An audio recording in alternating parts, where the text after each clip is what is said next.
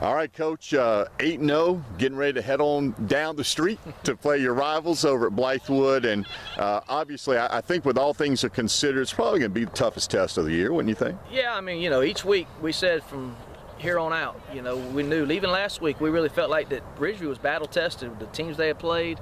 And we were just fortunate to be able to go in there and run the football as well as we did, connect on some passes and things like that on offense, and defense played well after they gave up the first score. And so again, we know this week is just as big a challenge as we thought last week was, and it just gets bigger and bigger every week, and we can't rest on what we've done in the past. We keep telling our guys that.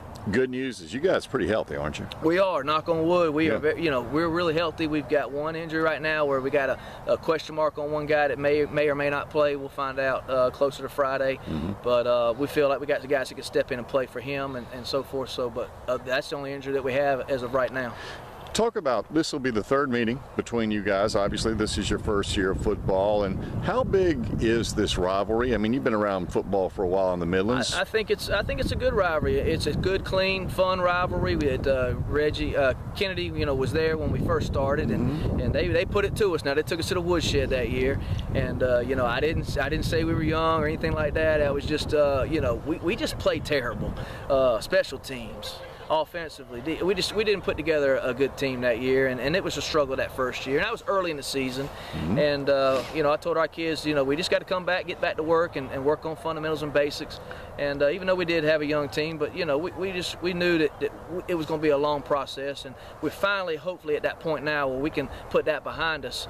And last year we had an opportunity to win that game, and kind of didn't score twice inside the red zone, and so really, played a great first half, did not finish the second half, and let them back in the game. So again, we talked about finishing this year and talked about going out and playing well, and hopefully our guys are motivated to play. If they hadn't beaten them yet, and so that's always, that first win is going to be hopefully be a good one, and hopefully we can get done this week and not waiting another year from now. You guys, beginning with this Blythewood game, which obviously for many reasons will be tough, rivalry, they're good, etc. And then you have Dutch Fork, and then you finish with Spring Valley. So obviously, the end of your schedule is obviously the toughest part of your schedule. How you feel your kids are right now going into that stretch? Yeah, I think it's that's how our schedule is kind of set up, and we tried to play some guys early on to give us some tests and all, and hope, fortunately we're 8-0 right now.